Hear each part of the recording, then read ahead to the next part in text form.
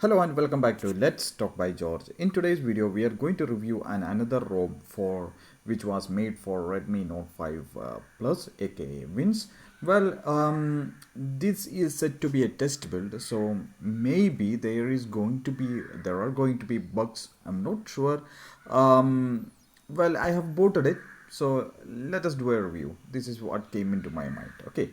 So let's start by the quick settings. Well, as you can see, the quick settings, they have set the stock user interface. Okay, maybe before we go further deep into the video, you might be wondering what kind of ROM this is. This is the latest AOSP ROM, which means Krypton Open Source Project or something like that. Yeah, I believe that's the name.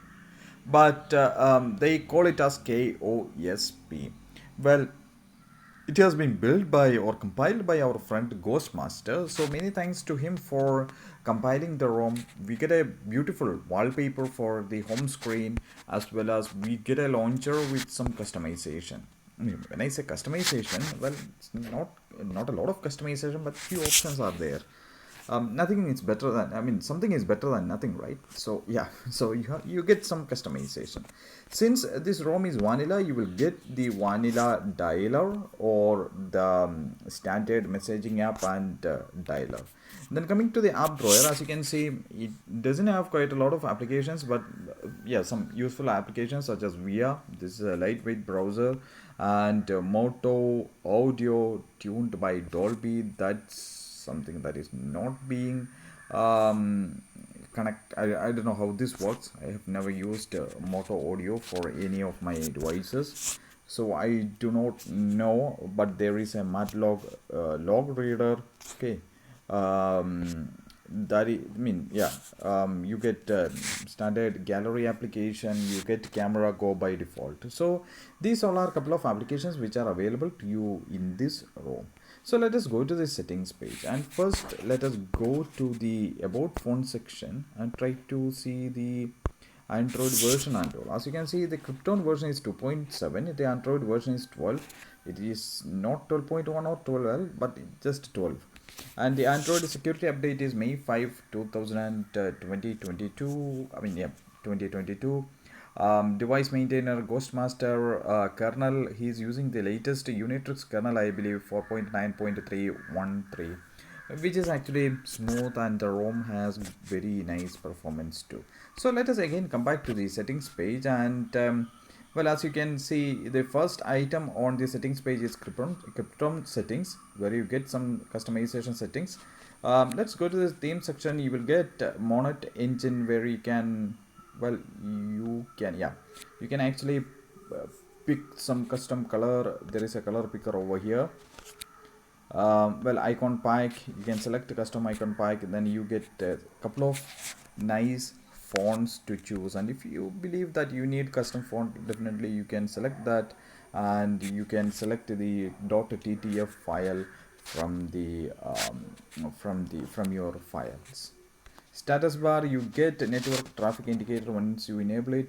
Well, there is just an option to adjust the text size of the network speed indicator. Double tap to sleep. Battery icon, portrait, you get some customized, I mean, you don't get many choices, but you get portrait, circle and text.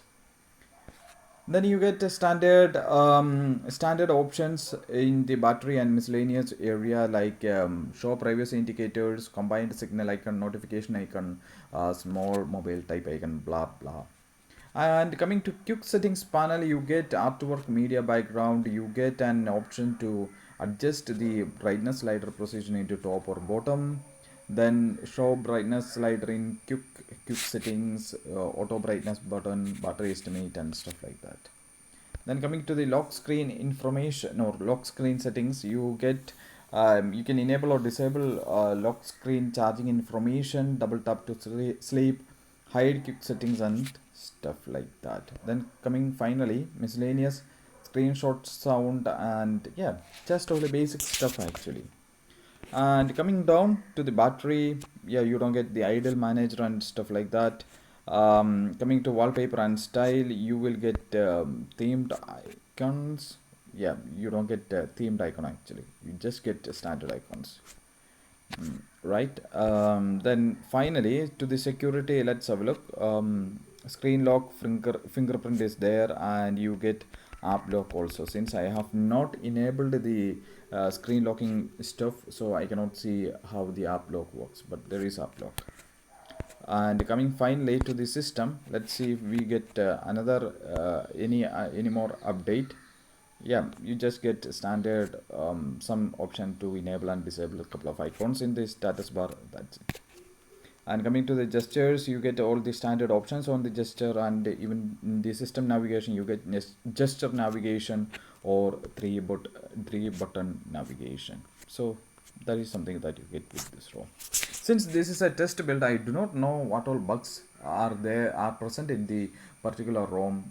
Yeah, I'm not even suggesting that you take it as a daily driver or maybe wait for an update. I just want to use the ROM, give you a small review. That's it. Once again, I would like to thank you for watching my review. Please make sure to subscribe to the channel and press the bell icon so that you won't miss few further updates.